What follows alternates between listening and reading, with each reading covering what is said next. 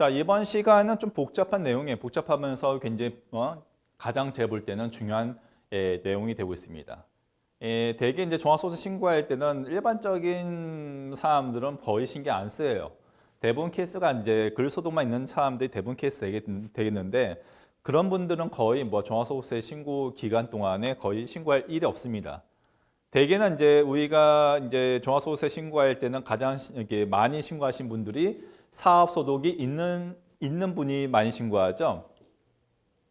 그래서 이제 이 종합소득세 실무 강의할 때는 항상 이게 사업소득에 대해서 자세하게 강의하고 그만큼 비중이 큽니다. 자, 그래서 거기에 대해서 좀 보도록 하겠습니다. 이제 이번 시간에 사업소득의 신고 방법에 대해서 보도록 하죠. 자, 사업소득자의 신고 방법은 이렇게 복잡해요. 일단은 뭐 이렇게 6가지 서식이 나와 있는데 크게 보게 된다면 이제 이렇게 생각하면 돼요. 사업소득이 있다 하게 된다면 신고 어떻게 할까? 둘 중에 한 가지입니다. 뭐냐면 추계로 신고할까?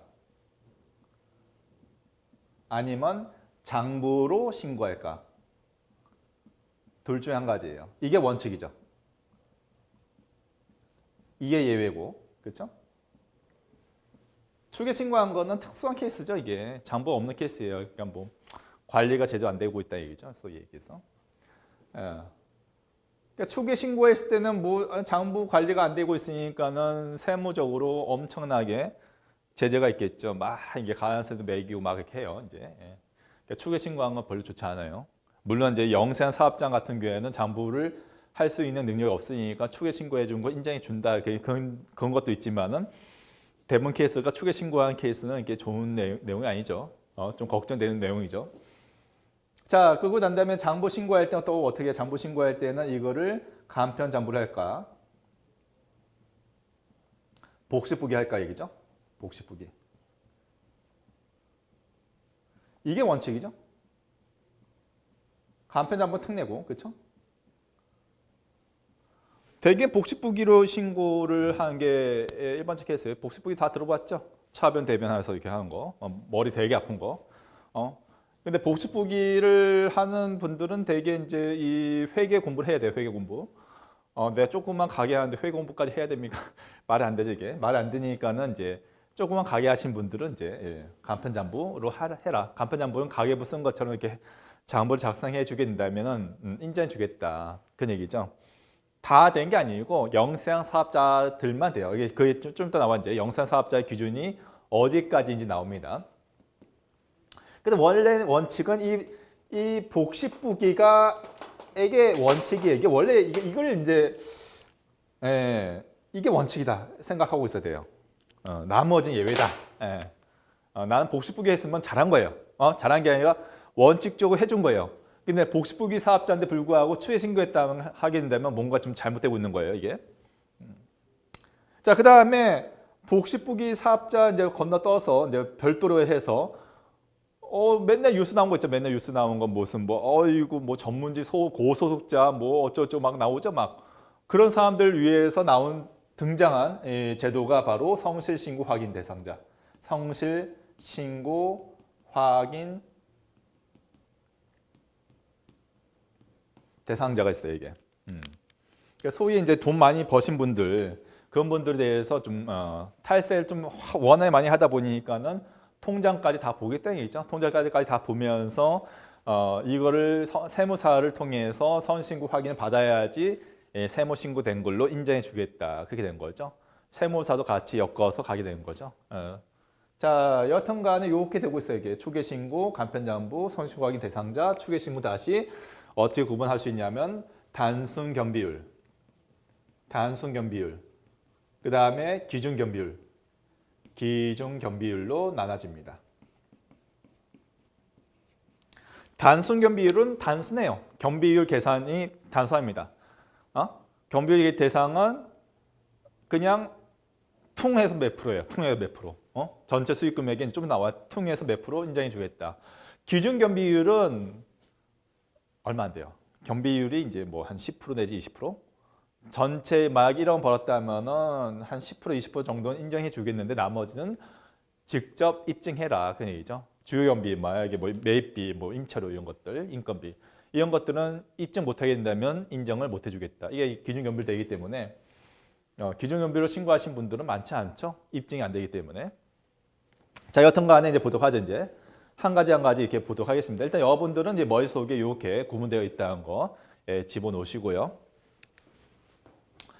자, 아까 얘기했듯이 복식부기 사업자가 있고 간편장부 대상자가 있다. 복식부기 사업자는 원칙이고 특례로 간편장부 대상자가 되기 위해서는 직정연도 수익금액이 일정 수익금액 이하가 돼야 된다. 일정 수익금액 이하가 돼야 되는데 신규 사업자는 어때요? 직전 수익 금액이 없으니까 신규 사업 봐주는데 다만 이제 어때요? 신규 사업자 된다 하더라도 당해 연도에 신규한 연도에 복식부기 사업자 정도의 수익 금액이 있다면 이건 배제예요. 예. 이건 별도야 얘기죠. 그거는 이제 단순연별 얘기고 잘못 얘기했어요. 여튼간에 간편장부 대상자는 신규 사업자는 다 들어가고 잘못 얘기했습니다. 그 다음에 직전연도 수익 금액 일정 금액 미단자는 이제 간편장부 대상자가 되고 있다는 거. 간편장부 서식이 이렇게 되어 있어요. 간편장부 서식은 이제 뭐 홈페이지, 뭐 인터넷 치게 된다면은 이 서식은 공짜로 받아볼 수가 있어요.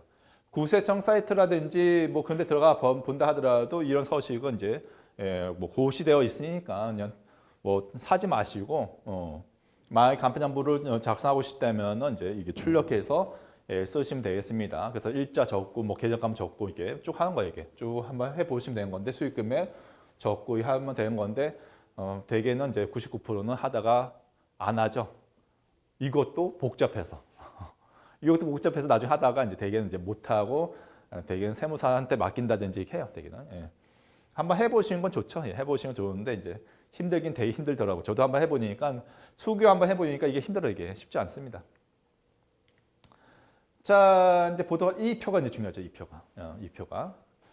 일단은 요거죠. 이제 기준 수익 금액. 복식부기 사업자인지 아니면 간편장부 대상자인지. 이게 2017년도 수익 금액에 대해서 얘기해요. 직전연도니까. 그러니까 이게 작년도에 소득세 신고할 때 내가 2018년도에는 내가 복식부기 사업자인지 아니면 간편장부 대상자인지 알 수가 있다 이게. 자, 2017년도 수익 금액에 의해서 가군, 나군, 다군으로 나눠줘요. 가군, 나군, 다군. 가군은 딱 보니까 뭐예요? 되게 일반적 케이스가 도, 소매 업종들이 들어와 있죠. 그래서 매출금액이 되게 크죠, 이거는. 마진율은 작고 매출금액이 굉장히 큰 업종들이 되게 가군. 나군은 되게 대부분이 제조업종이죠. 제조업종. 중간 정도 되죠, 이게. 그러니까 마진율은 중간 정도 되고 뭐 그렇다는 얘기예요. 다군들은 가만히 보게 된다면 어때요? 다군들은 가만히 보게 되면 되게 무슨 서비스 업종이죠. 서비스 업종 같은 게 어때요? 매출 원가가 없잖아요, 이게. 그렇기 때문에 마진율이 굉장히 높죠. 좀만 번다 하더라도 소득금이 굉장히 높아요. 그게 바로 다군이에요. 가는 도소매 업종, 나군은 제조업종, 다군은 이제 서비스 업종. 이렇게 되고 있다는 얘기죠. 자, 그래서 이제 여기에 대해서 3억 원, 1억 5천만 원, 7,500만 원 되고 있다 이게. 이거를 만약에 2017년도 기준에 의해서 수익 금액이 3억 원, 1억 5천만 원, 7,500만 원 넘었다 하게 된다면 2018년도 종합소득세 신고할 때는 복식부기 사업자로 신고를 해야 된다. 만약에 2017년도 수익 금액이 3억 원, 1억 5천만 원, 7,500만 원 미만 되고 있다라고 하게 된다면 그때는 간편장부로 신고할 수도 있고 복식부기도 신고할 수도 있고 선택할 수가 있다. 그 얘기죠. 그러니까 이거 먼저 따져줘야 돼 이제. 종합소득세 신고할 때 한다 이제 5월달에 신고 한번 해볼까? 뭘 먼저 봐야 된다? 2017년도 수익 금액이 얼마인지 봐야 돼요. 총 수익 금액이 얼마인지. 거기에 따라서 나의 신고한 방법이 달라질 수가 있다 얘기죠. 자, 이건 나중에 다시 한번 얘기하게 될 건데 추계 신고할 때도 이런 내용이 똑같이 따라와요. 가군, 나군, 다군에서 6천만 원 미만자, 3,600만 원 미만자, 2,400원 미만자는 단순 겸비율로 대개 신고할 수가 있어요. 솔직히 말씀드리면 이런 분들은 대개 장부 작성보다는 단순 겸비 신고가 더 나을 수가 있습니다. 선택은 가능해요. 자, 여튼간에 6천만 원, 3,600만 원, 2,400만 원 이상자 같은 경우에는 기준경비율 대상자 되기 때문에 단순경비 신고가 안 되죠. 간단하게 이 세무서 가서 세무서에 가시면 5월 달에 종합소득세 신고 안내 창구가 있는데 거기서 열심히 신고하신 분이 계세요. 거기서 막 가서요. 어느 순간에 갑자기 뭐 신고 안 된대요. 어떤 케이스예요? 단순경비 대상자에서 기준경비 대상자로 바뀐 케이스예요, 이게. 그때는 예전에 나는 뭐 30만 분이 30만 분이 세금 납부하지 않았는데 갑자기 뭐 300만 납부하라고 얘기한다. 그런 분들이 간혹 있어요. 간혹 있는데 이런 분들은 대개 이 경계 금액을 넘어갔기 때문에 이렇게 된 거죠. 자, 이거는 이제 뭐냐면 대개 이제 세무사한테 맡기면은 세무사들이 알아서 외부 조정해 주게 된 건데 외부 조정을 해야지만이 신고된 걸 간주해 주겠다 얘기죠. 자, 가만 보니까 어때요? 가군, 나군, 다군이 6억, 3억, 1억 5천만 원이 종전에 앞서 봤을 때 복식부기 사업자의 2배씩 되는 거죠. 2배씩, 그렇죠? 2배씩 되게 된다면 그때는 반드시 세무사한테 맡겨서 외부 조정 받아야지 세무 신고한 걸로 간주해 주겠다 얘기죠. 외부 조정 하지 않았다면 그때는 무신고된 걸로 간주됩니다. 뭐 대개 세무사한테 맡길 테니까 크게 의미는 없을 거예요. 6억, 3억 원, 1억 5천만 원 되고 있죠. 자, 성실 신고 확인 대상자 나오죠? 성실 신고 확인 대상자 같은 경우에는 이제 15억, 7억 5천만 원, 5억은 되고 있죠. 근데 여기서 주의하실 건 뭐냐면 2018년도 해당 연도, 2018년도 수익금액 가지고 판단합니다. 2017년도 수익금액 아니고 2018년도 수익금액 가지고 판단해 줘요. 나는 신규 사업자인데요. 신규 사업자인데 간편장부 대상자인데 올해 수익금액이 임대업종인데 5억은 넘었어요. 그렇다면 성실신고 확인 대상자가 되는 겁니까? 간편장부 대상자인데 된다 얘기죠. 된다 얘기예요. 기준금액이 틀리죠. 기준 수익금액이 앞서 우리가 봤던 건 전부 다 2017년도 수익금액 가지고 판단해 준 건데 오로지 성실신고 확인 대상자에 대해서만 당연도 수익금액 가지고 판단한다 얘기야. 그래서 사람들이 헷갈리는 경우가 많이 있어 이게. 주의하세요. 자, 이제 추계 신고할 때 얘기인데 이제 대부분 제가 볼 때 그래요. 대부분 영세한 사업자들은 이제 사실상 장부를 맡기지도 않고 이제 장부를 작성하지도 않고 세무사한테 맡기지 않고 되게 본인들이 홈택스라든지 이제 세무서 가서 신고한 케이스가 많이 있어요. 일반적으로 제가 볼 때 뭐 한 50% 이상 되고 있는 것 같아요. 사업자들 중에서. 그럼 저는 이거 얘기해. 저는 그냥 뭐 그런 분들 같은 경우에는 그냥 세무서 가시라 얘기해요. 그냥. 어떤 케이스예요? 단순 경비 대상자인 케이스. 아까 얘기했던 뭐예요? 가군, 나군, 다군이 각각이 6천만 원, 3,600만 원, 2,400만 원. 월 평균해서 어때요? 월 평균해서 가군은 500만 원, 나군은 300만 원, 다군은 200만 원. 월 평균해서. 임대업종 같은 게 어때요? 월 평균 200만 원 이하 되고 있다면 굳이 세무사한테 맡길 필요 없이 본인이 가서 신고해도 상관없다 얘기죠. 큰 문제 발생하지 않아요. 자, 근데 단순경비 대상자 같은 경우에는 이 경비율이 워낙 높아 이게. 워낙 높기 때문에 제조업종 같은 경우에는 90%까지 올라가요 이게. 90%까지 올라가기 때문에 소금액은 많이 안 나와요 솔직히. 많이 안 나옵니다. 저도 이제 신고하다 보면 좀 무한할 경우가 있어요.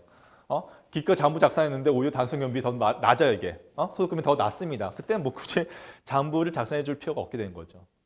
그런 경우가 간혹 있어요 이게. 근데 기준경비 같은 경우 보시다시피 어때요? 보시다시피 연간 수익금액에서 조율경비 이거 입증해야 되는 거죠. 매입비, 임차료, 인건비 세 가지만 인정받을 수 있고 그 밖의 금액은 연간 총수익금액에서 기준경비 곱해준 금액에 대해서만 인정해 주는데 이게 기껏 해봐야 10%, 20%. 이거 걸리면 골치 아파 이게. 걸리면 소금액이 엄청나게 올라갑니다. 예를 들어서 학원 강사들 같은 경우에 학원 강사들 1억 넘는다. 근데 만약에 장부가 없다. 장부가 없는데 학원 강사들 1억 넘어가게 된다면 어때요? 서비스 업종인데 1억 넘어갔으니까 2,400만 넘었죠. 2,400만 넘었으니까는 단순경비 안 되다 보니까 기준경비로 신고해야 되는데 기준경비 신고하다 보니까 조경비 없죠? 없어요. 조경비 없습니다. 그러면 단순경비 이게 기준경비 곱해줘서 계산해 보여야 된다면 아무리 보수적으로 계산한다 하더라도 8천만 원 소득금액이. 소득금이 8천만 원. 세금이 뭐 2천만 원 가까이 나오죠 이게. 어마무시하죠. 나중에 장부를 작성할 수밖에 없다 이게. 막 이거 갖고 막 연구해. 막 이거 갖고 막 기준경비 어떻게 막 뭘 쌓아매고 하는데 장부 작성하는 게 더 나아요. 기준경비율은 크게 의미 없다. 이거는 장부 작성하라고 만들어 놓은 법이죠, 이게 소위 얘기해서. 그러니까 저도 이제 볼 때는 이제 기준경비율 신고하신 분들이 그게 많지 않습니다. 자, 넘어가 보시고요. 자, 그 다음에 이제 뭐 단순 전문직 사업자라든지 형무용선 가맹 의무자 중에서 미가입자, 형무용선 중 상습 발급 거부자 등 신규 사업자 중에서 아까 얘기했죠. 신규 사업자 중에서 복식부기 사업자 수익 금액을 넘는 자, 당연도에 넘는 자 같은 경우에는 너희 안 된다 이거. 의무를 불이행했다. 전문직 사업자 니들 돈 많이 벌잖아. 돈 많이 버는데 무슨 단순 경비를 되는 거야. 너희도 안 돼. 너희들 전부 다 기준 경비를 가라. 형무용수 가입 안 했어? 가입 안 했어? 하라고 했잖아 내가. 하라고 했는데 왜 가입 안 했어? 단순 경비 안 돼. 기준 경비 가.